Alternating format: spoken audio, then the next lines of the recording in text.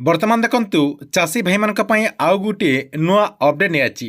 ଯଦି ଆପଣମାନେ ଚାଷୀ ଅଟନ୍ତି ତାହେଲେ ଆପଣମାନେ ଯାହାକି ସରକାରଙ୍କ ତରଫରୁ 10,000 ଟଙ୍କା ପାଇପାରିବେ ଏବଂ ଯେଉଁମାନେ ମହିଳା ଚାଷୀ ରହିଛନ୍ତି ସେମାନଙ୍କୁ ଯାହାକି ସରକାରଙ୍କ ତରଫରୁ 20,000 ଟଙ୍କା ଦିଆଯିବ। ତେବେ କେଉଁ ଚାଷୀ ଭାଇମାନେ 10,000 ଟଙ୍କା ପାଇପାରିବେ ଏବଂ କେମିତି ସେମାନେ 10,000 ଟଙ୍କା ପାଇପାରିବେ ଏବଂ ଆପଣଙ୍କର ଯେଉଁ ମହିଳା ଚାଷୀ ରହିଛନ୍ତି ସେହି ମହିଳା ଚାଷୀ ଭାଇମାନେ କେଉଁ ପ୍ରୋସେସ୍ରେ 20,000 ଟଙ୍କା ପାଇପାରିବେ ଏହି ଭିଡ଼ିଓ ମାଧ୍ୟମରେ ଆପଣଙ୍କୁ ମୁଁ ପୁରା ଡିଟେଲ୍ ଜଣାଇଦେବି, ଯାହାକି ଆପଣମାନେ ଏହି ଭିଡ଼ିଓ ମାଧ୍ୟମରେ ସେ ନେଇ ପୁରା ଡିଟେଲ୍ ଜାଣିପାରିବେ। ତା ସହିତ ଏହି ଆପଣଙ୍କର ଯେଉଁ ଯୋଜନା ରହିଛି ଏହି ଯୋଜନାର ଲାଭ ମଧ୍ୟ ଆପଣମାନେ କେମିତି ଉଠାଇ ପାରିବେ ତାକୁ ନେଇ ଯାହାକି ଆପଣମାନଙ୍କୁ ମୁଁ ଏହି ଭିଡ଼ିଓ ମାଧ୍ୟମରେ ଡିଟେଲ୍ ଜଣାଇଦେବି। ସେଥିପାଇଁ ଆପଣମାନେ ଭିଡ଼ିଓଟିକୁ ଶେଷ ପର୍ଯ୍ୟନ୍ତ ଦେଖନ୍ତୁ। ତା ପୂର୍ବରୁ ଭିଡ଼ିଓକୁ ଗୋଟେ ଲାଇକ୍ କରିଦିଅନ୍ତୁ ଏବଂ ଯେଉଁମାନେ ଚ୍ୟାନେଲକୁ ଏଯାଏଁ ସବସ୍କ୍ରାଇବ୍ କରିନାହାନ୍ତି ଚ୍ୟାନେଲକୁ ସବସ୍କ୍ରାଇବ୍ କରିଦିଅନ୍ତୁ।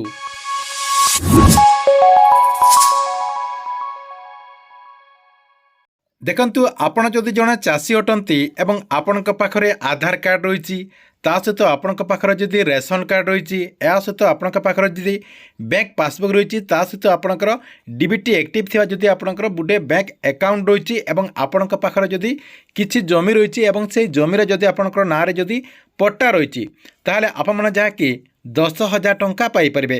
ସେହିପରି ଯେଉଁମାନେ ମହିଳା ଚାଷୀ ଅଟନ୍ତି ସେମାନେ ମଧ୍ୟ ଯାହାକି ଆପଣଙ୍କର 20,000 ଟଙ୍କା ପାଇପାରିବେ। କିନ୍ତୁ ଆପଣଙ୍କ ପାଖରେ ଆଧାର କାର୍ଡ଼ ଥିବା କଥା, ତା ସହିତ ଆପଣଙ୍କର ପାଖରେ ରାସନ୍ କାର୍ଡ଼ ଥିବା କଥା ଏବଂ ଆପଣଙ୍କ ପାଖରେ ଯାହାକି ବ୍ୟାଙ୍କ ପାସବୁକ୍ ମଧ୍ୟ ଥିବା କଥା। ଯେଉଁ ବ୍ୟାଙ୍କ ପାସବୁକ୍ରେ କି ଆପଣଙ୍କର ଯେଉଁ ଆଧାର କାର୍ଡ଼ ରହିଛି ସେଇ ଆଧାର କାର୍ଡ଼ଟି ଲିଙ୍କ୍ ହୋଇଥିବା କଥା ଏବଂ ଆପଣଙ୍କ ପାଖରେ କିଛି ଜମି ଥିବା କଥା ଏବଂ ସେହି ଜମିର ପଟ୍ଟା ଆପଣଙ୍କର ନାଁରେ ଯଦି ଅଛି ତାହେଲେ ଆପଣମାନେ ଏହି ଯୋଜନା ଅଧୀନରେ ଲାଭ ପାଇପାରିବେ।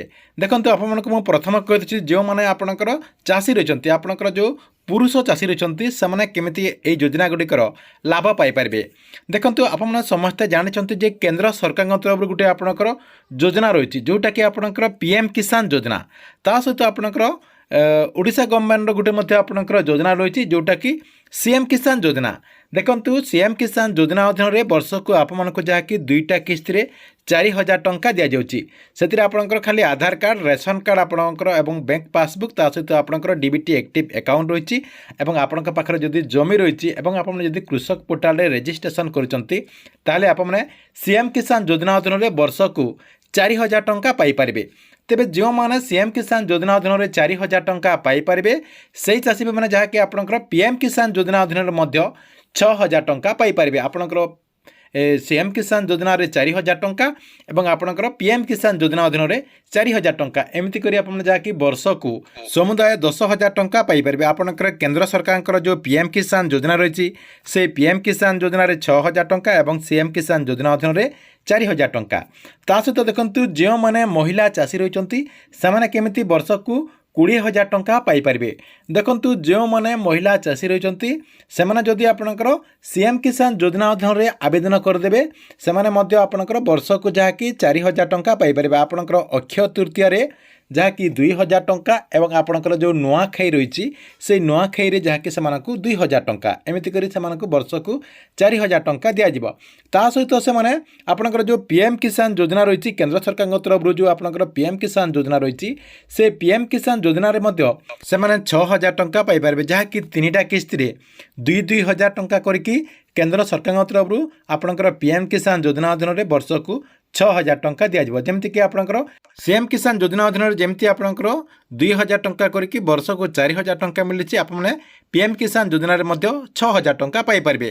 ଏଇଟା ଆପଣଙ୍କର ହେଇଗଲା 10,000 ଟଙ୍କା। ଆଉ 10,000 ଟଙ୍କା ଆପଣମାନେ କେଉଁ ଯୋଜନାରୁ ପାଇପାରିବେ? ଦେଖନ୍ତୁ, ଯେଉଁମାନେ ମହିଳା ଚାଷୀ ଅଟନ୍ତି ସେମାନଙ୍କୁ ସରକାରଙ୍କ ତରଫରୁ ସୁଭଦ୍ରା ଯୋଜନା ଅଧୀନରେ ମଧ୍ୟ ବର୍ଷକୁ ଯାହାକି 10,000 ଟଙ୍କା ଦିଆଯାଉଛି। ଦେଖନ୍ତୁ, ଆପଣଙ୍କର ପ୍ରଥମ କିସ୍ତିରେ ସରକାରଙ୍କ ତରଫରୁ ଏପର୍ଯ୍ୟନ୍ତ ମହିଳାମାନଙ୍କ ଆକାଉଣ୍ଟକୁ 5,000 ଟଙ୍କା ଲେଖାଏଁ ଟ୍ରାନ୍ସଫର୍ କରିସାରିଛନ୍ତି ଏବଂ କିଛି ଦିନ ତଳେ ସୁଭଦ୍ରା ଯୋଜନାର ଦ୍ୱିତୀୟ କିସ୍ତିରେ ମଧ୍ୟ ଟଙ୍କା ଦେଇସାରିଛନ୍ତି, ଯାହାକି ଏମିତି କରି ରାଜ୍ୟ ସରକାରଙ୍କ ତରଫରୁ ସୁଭଦ୍ରା ଯୋଜନା ଅଧୀନରେ ମଧ୍ୟ ମହିଳାମାନେ 5,000 ଟଙ୍କା ପାଉଛନ୍ତି। ଯଦି ଆପଣମାନେ ମହିଳା ଚାଷୀ ଅଟନ୍ତି ଆପଣମାନେ ଯାହାକି CM କିଷାନ PM କିଷାନ ଯୋଜନା ଅଧୀନରେ ବର୍ଷକୁ 10,000 ଟଙ୍କା ଏବଂ ଆପଣଙ୍କର এই ଯେଉଁ ସୁଭଦ୍ରା ଯୋଜନା ରହିଛି ଏହି ସୁଭଦ୍ରା ଯୋଜନା ଅଧୀନରେ ମଧ୍ୟ ବର୍ଷକୁ 10,000 ଟଙ୍କା, ଏମିତି କରି ଆପଣ ଯାହାକି ବର୍ଷକୁ 20,000 ଟଙ୍କା ସରକାରଙ୍କ ତରଫରୁ ପାଇପାରିବେ। ଦେଖନ୍ତୁ, ଯେଉଁମାନେ ଏହି ଯୋଜନା ଗୁଡ଼ିକରେ ଏଯାଏଁ आवेदन करना आपने जाकि प्रथम आपंकर सीएम किसान योजना रेजिस्ट्रेशन कर दिंतु ता सहित आपंकर जो पीएम किसान योजना रही पीएम किसान योजन आपने रेजिस्ट्रेशन कर दिंतु एवं आपंकर जो सुभद्रा योजना रही राज्य सरकार तरफ जो सुभद्रा योजना कर सुभद्रा योजना अधीन जदि आपने एपर्यंत 5,000 टंका पाई ना आप मैंने अति शीघ्र आपणकर जो पाखे सीएससी सेंटर कि आपणकर जो मो सेवा केन्द्र रही से जगह को जाकि आपणकर Aadhaar card ration card bank account एवं आपणकर पाखे जदि जमी पट्टा रही यही सब नहीं कि आपणकर सीएम किसान पीएम किसान एवं सुभद्रा योजना ये आपणकर जो 3टा योजना रही ये 3टा योजनार आवेदन कर दिंतु जहाद्वारा आप वर्ष को 20,000 टंका सीधा सलख आपणकर जो डीबीटी एक्टिव थिबा बैंक अकाउंट रे पाई परिबे। ता सहित देखंतु सरकार तरफ जहाँ भी आपणकर योजना करा जाउची सब योजना गुड़िकर पूरा अपडेट आपने टिकिनिकी अपडेट पाइबा पई एई चैनल टी को आपने रेगुलर देखतांतु जहाद्वारा आपने सरकार सब योजनार अपडेट आपने एई चैनल माध्यम रे सर्वप्रथम देखि परिबे।